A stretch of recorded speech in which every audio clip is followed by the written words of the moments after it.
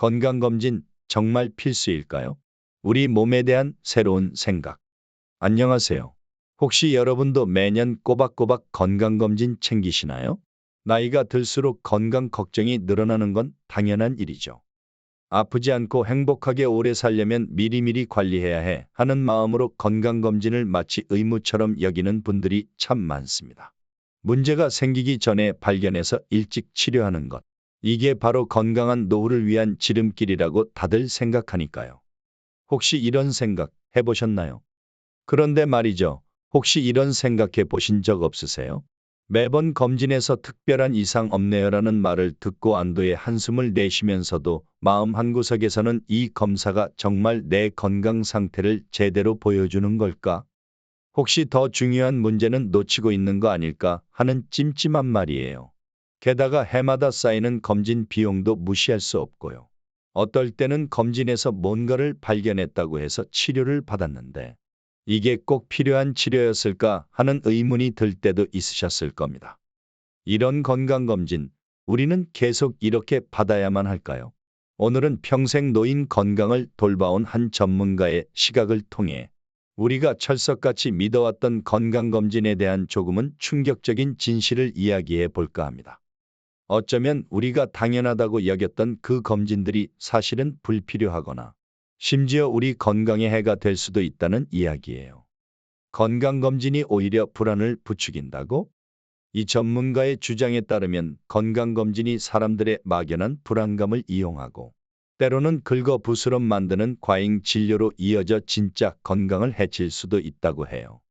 물론 나이가 들수록 건강을 미리 챙기는 것이 중요하다는 사실 자체를 부정하는 것 아닙니다. 하지만 무조건적으로 매년 검진대에 오르고 결과 수치 하나하나에 전전긍긍하며 어쩌면 받지 않아도 될 치료까지 받는 것이 과연 우리에게 진정으로 도움이 되는 걸까요? 한 번쯤 깊이 생각해 볼 문제 아닐까요? 잠깐 혹시 놓치고 있는 건 없을까요?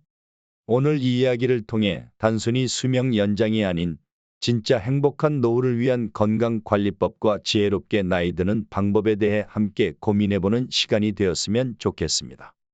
영상 시작 전 안내 문구 스타일로 시작하기 전에 잠깐 여러분의 구독과 좋아요 그리고 알림 설정은 더 좋은 이야기를 만드는 데 정말 큰 힘이 된답니다. 자, 그럼 이제 진짜 이야기를 시작해 볼까요? 현대의학, 우리의 삶 어디에나. 요즘 우리는 태어나는 순간부터 삶의 마지막까지 병원과 함께하는 시대에 살고 있습니다. 아프면 의뢰 병원을 찾고 특별한 증상이 없어도 매년 비싼 돈을 들여 건강검진을 받죠. 최첨단 의료 기술에 의지해 삶을 연장하다가 결국 병원에서 생을 마감하는 것이 너무나 익숙한 풍경이 되었습니다. 현대의학에 대한 우리의 믿음 괜찮을까? 우리가 이렇게 현대의학을 철석같이 믿는 이유는 분명합니다. 불과 몇십 년 전만 해도 50세를 넘기기 힘들었던 평균 수명을 100세 시대로 끌어올린 1등 공신이 바로 현대의학이라고 생각하기 때문이죠. 하지만 현대의학이 정말 만병통치약일까요? 어쩌면 현대의학에 대한 절대적인 신뢰가 오히려 우리 몸을 더 힘들게 하고 있는 건 아닐까요?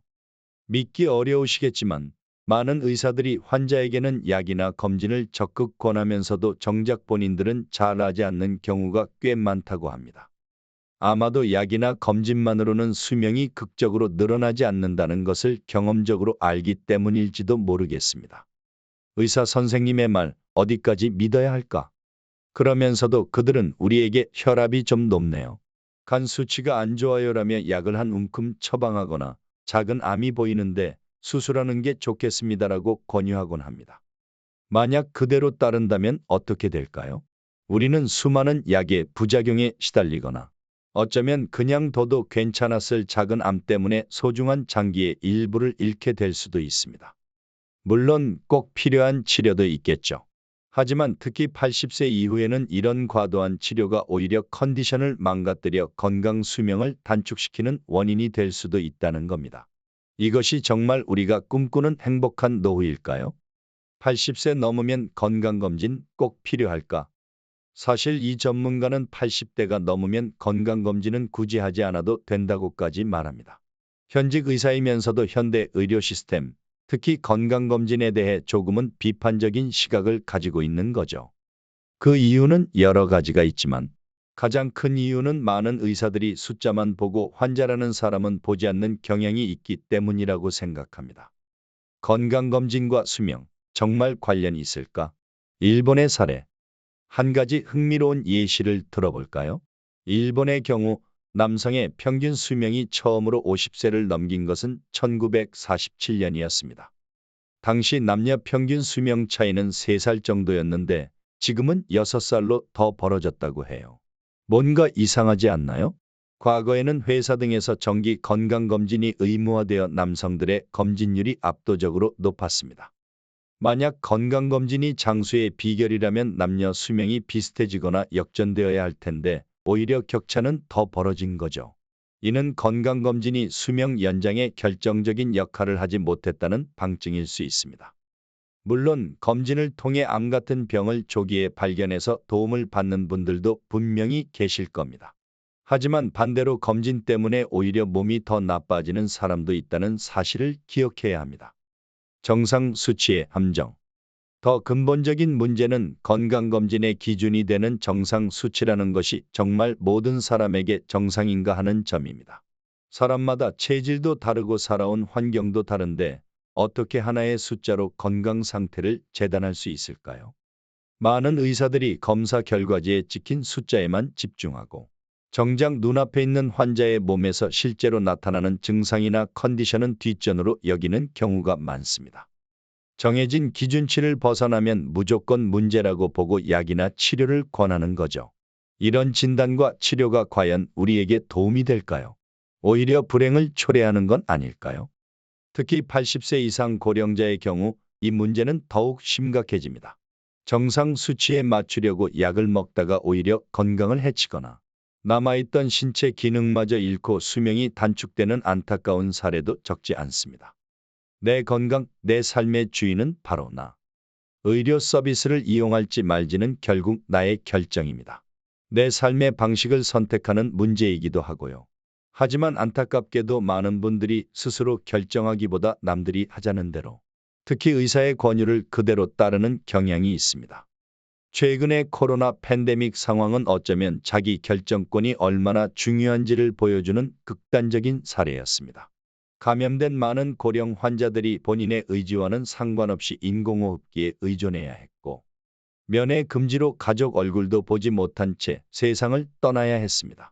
과연 이것이 환자를 위한 최선이었을까요? 우리 사회가 환자의 삶의 질보다 의료적인 처치를 우선시하고 있는 건 아닌지 되돌아봐야 합니다. 병원의 친절한 권유, 한 번 더 생각해 보세요. 우리는 콧물만 나도 병원에 달려가곤 합니다. 의사는 간단한 진찰 후에 감기약, 해열제, 소염제, 항생제, 위장약까지 한 보따리 처방해 줍니다. 혈압도 한번 재볼까요? 어이쿠, 좀 높으시네요. 약 드시는 게 좋겠어요. 혈당 수치도 걱정되는데요. 라며 이런저런 검사를 줄줄이 권하기도 하죠. 우리는 이런 의사를 참 친절하다고 생각하며 고마워합니다. 매년 독감 예방 주사를 맞고 건강검진과 암검사도 꼬박꼬박 받습니다.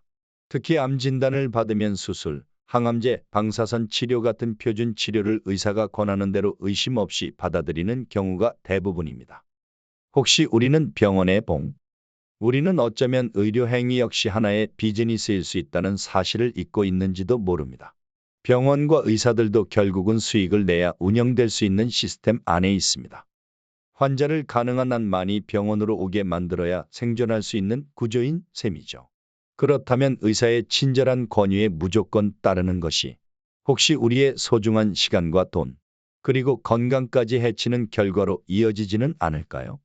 병원에 자주 갈수록 빨리 죽는다. 충격적인 주장. 50년 이상 의사로 일해온 이 전문가는 매우 충격적인 주장을 합니다. 병원에 자주 갈수록 약이나 불필요한 의료 행위 때문에 오히려 수명이 단축되기 쉽다는 것입니다. 병원에 자주 가면 검사를 더 많이 하게 되고 그 결과 이상이 발견될 확률이 높아져 약을 먹거나 수술을 하게 될 가능성도 커집니다. 암이 발견되면 의뢰 수술, 항암제, 방사선 치료를 권유받습니다.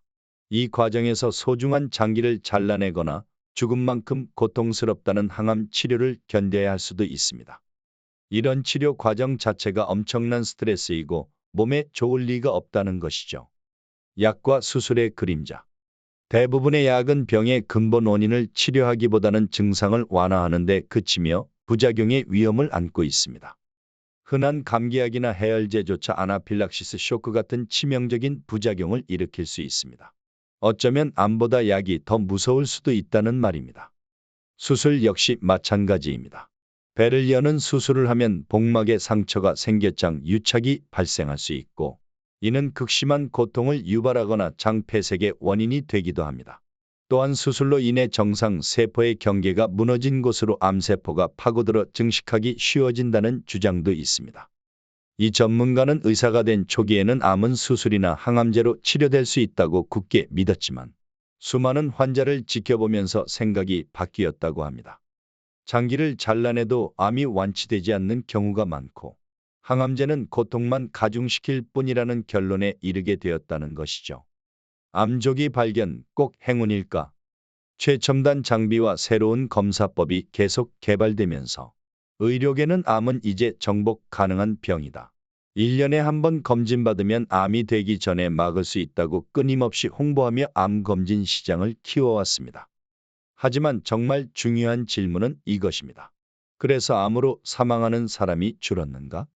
만약 암이 정말 치료 가능한 병이 되었다면 과거 사망 원인 1위였던 뇌졸중이 현재 4위로 내려간 것처럼 암 사망률도 눈에 띄게 줄어야 합니다. 하지만 현실은 어떤가요? 암은 1960년대부터 지금까지 수십 년간 부동의 사망 원인 1위 자리를 지키고 있습니다. 왜 암 사망률은 줄지 않을까? 그 이유는 어쩌면 암 검진이 실제로는 큰 도움이 되지 않기 때문일 수 있습니다. 정밀하게 검사할수록 최신 장비를 사용할수록 뭔가가 발견될 확률은 높아집니다. 하지만 그렇게 발견된 것들 중 상당수는 진짜 암이 아니라 암처럼 보이는 것 유사암일 수 있으며 이를 치료하기 위한 수술이나 항암 치료가 오히려 몸을 더 망가뜨릴 수 있다는 주장입니다. 암 수술 자체가 사망 위험을 높일 수도 있고요. 따라서 의사가 수술을 권할 때는 그것이 정말 꼭 필요한 수술인지 신중하게 알아보고 결정해야 합니다. CT 촬영에 숨겨진 위험. CT 검사의 방사선 피폭량은 일반 X선 촬영의 20만 300배에 달한다고 알려져 있습니다. 단 한 번의 CT 촬영으로도 암 발생 가능성이 높아질 수 있다는 의미입니다.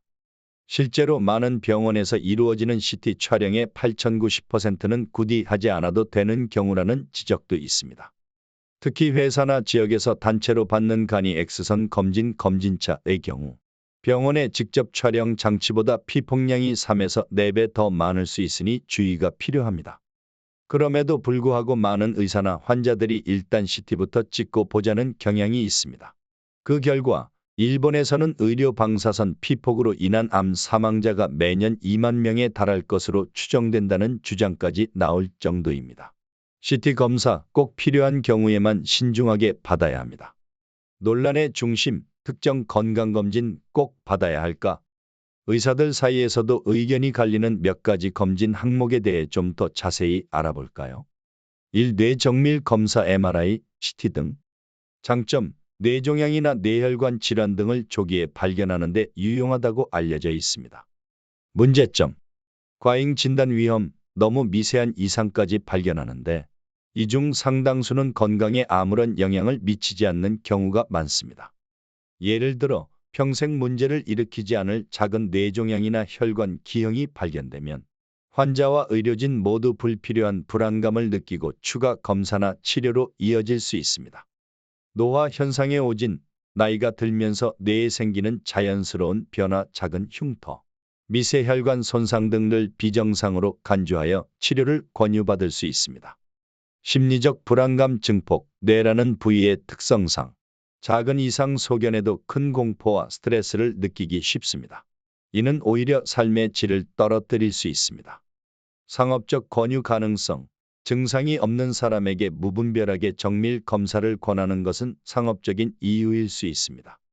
결론, 지속적인 두통, 신경학적 이상 등 명확한 증상이 있거나 뇌졸중 고위험군이 아니라면 무증상 상태에서의 뇌정밀 검사는 신중해야 합니다. 받기 전에 반드시 믿을 만한 전문가와 필요성을 상담하는 것이 중요합니다. 이 고혈압 검사. 문제점. 지나치게 낮은 진단 기준, 혈압 수치가 조금만 높아도 고혈압으로 진단하고 즉시 약물 치료를 권하는 경향이 있습니다. 약물 의존성 및 부작용, 경미한 고혈압의 경우 생활 습관 개선, 저염식, 운동, 체중 관리, 스트레스 해소 등만으로도 충분히 관리가 가능한 경우가 많습니다. 불필요한 약물 복용은 어지러움, 피로감, 신장 손상 등의 부작용을 유발하고 약에 대한 의존성만 키울 수 있습니다. 과도한 불안감, 고혈압 진단 자체가 큰 스트레스가 될 수 있습니다. 결론, 혈압 관리는 매우 중요하지만 약물 치료는 신중하게 결정해야 합니다. 특히 경미한 고혈압의 경우 약에 의존하기보다 건강한 생활 습관을 꾸준히 실천하는 것이 우선입니다. 나이가 들면 혈압이 조금 오르는 것은 자연스러운 현상일 수 있다는 열린 마음도 필요합니다. 3. 혈당 검사. 문제점. 일시적 변동성, 혈당 수치는 식사 내용, 스트레스, 운동량 등 다양한 요인에 의해 쉽게 변동합니다. 한 번의 검사 결과만으로 당뇨병을 단정하기는 어렵습니다. 공복 혈당에 대한 집착, 공복 혈당 수치가 조금 높다는 이유만으로 즉시 약물 치료를 시작하는 것은 과잉 대응일 수 있습니다. 생활 습관의 중요성. 간과 혈당 조절의 핵심은 약물보다는 식단 조절, 규칙적인 운동, 스트레스 관리 등 꾸준한 생활 습관 개선입니다. 결론, 혈당 검사는 유용한 도구이지만 결과 숫자에 너무 얽매일 필요는 없습니다. 검진 결과에 휘둘리기보다 건강한 생활 습관을 유지하며 자신의 몸 상태를 꾸준히 관리하는 것이 더 중요합니다. 80세 이후의 암 치료, 다른 시각. 이 전문가는 만약 내가 지금 80세가 넘었고 암이 발견된다면 극심한 통증이 있거나 음식을 삼키지 못하는 상태가 아닌 이상 제거하지 않을 것이라고 말합니다. 왜냐하면 암의 성장 속도, 암세포 하나가 1cm 크기의 덩어리가 되려면 보통 10년 정도 걸립니다. 만약 전이되는 암이라면 그 10년 사이에 이미 전이가 일어났을 가능성이 높습니다. 1cm 크기에서 발견된 것이 행운이 아니라 이미 어딘가에 전이되었지만 너무 작아 발견하지 못했을 뿐이라는 것이죠. 3년 후 암이 재발했다는 말은 3년 전 수술이 완벽하지 못했다는 뜻이 아니라 그때 이미 전이되었던 작은 암세포가 자라났다는 의미일 수 있습니다. 노년기 암의 특징, 나이가 들수록 암의 진행 속도는 느려지고 전이도 잘 되지 않는 경향이 있습니다. 따라서 굳이 몸에 큰 부담을 주는 수술이나 치료를 하기보다 지켜보는 것이 더 나을 수 있다는 판단입니다. 치료의 부담, 수술이든 항암 치료든 몸에 심각한 부담을 줍니다. 특히 체력이 크게 떨어진 80세 이상 고령자는 치료 후 이전의 생활로 돌아가지 못할 확률이 높습니다. 암을 절제하는 것과 하지 않는 것. 어느 쪽이 더 오래 살 수 있을지는 아무도 모릅니다. 하지만 경험적으로 볼 때 절제 수술은 암덩어리와 함께 장기의 일부까지 제거하는 경우가 많아 확실히 건강을 해칠 수 있다는 것입니다. 노화 현상을 질병으로 보지 말자. 현대 사회에서 성인이 겪는 많은 질병, 고혈압, 고지혈증, 당뇨병 등은 사실 노화 현상의 일부이지 의사의 치료나 약으로 완전히 고칠 수 있는 것이 아닐 수 있습니다. 우리는 이를 생활 습관 병이라고 부르며 마치 나쁜 생활 습관 때문에 생긴 범죄처럼 취급하고 검진을 통해 기준치를 벗어나면 약으로 억지로 수치를 맞추려고 합니다. 하지만 우리 몸도 자연의 일부입니다. 나이가 들면서 세포와 유전자의 상처가 쌓이고 그로 인해 몸에 여러 가지 불편함이 생기는 것은 어쩌면 당연한 이치입니다. 어느 정도의 통증이나 불편함은 자연스러운 노화 과정으로 받아들이고 그런 증상들과 잘 사귀어 나가는 태도가 오히려 더 합리적일 수 있습니다. 진짜 행복한 노후를 위한 지혜. 우리는 모두 건강하고 행복한 노년을 꿈꿉니다. 하지만 지금까지 어쩌면 너무 검진과 치료에만 매달려 온 것은 아닐까요? 물론 필요한 검사와 치료는 받아야겠지만 나이가 들어감에 따라 나타나는 몸의 변화를 자연스럽게 이해하고 받아들이는 마음의 여유가 필요합니다. 그것이 우리 마음을 더 편안하게 하고 일상의 작은 행복들을 놓치지 않게 해줄 것입니다. 검진과 치료가 우리 건강의 모든 것을 해결해 주지는 못합니다. 오히려 과잉 진단과 불필요한 치료는 우리의 행복을 앗아가고 불안감만 키울 수 있습니다. 그런 의미에서 이 전문가의 이야기는 특히 80세 이후에는 왜 검진에 너무 의존하지 말아야 하는지를 잘 설명해 주는 것 같습니다. 이제 중요한 것은 검진 결과의 숫자가 아니라 나 자신의 몸 상태를 스스로 잘 살피고 이해하며 불필요한 걱정이나 부정적인 생각에서 벗어나 현명하게 건강을 관리하는 지혜입니다. 건강은 단순히 숫자로 평가할 수 없는 우리 삶 전체의 이야기이니까요. 오늘 이 이야기가 여러분의 건강과 행복한 노후에 대해 다시 한번 생각해보는 작은 계기가 되었기를 바랍니다.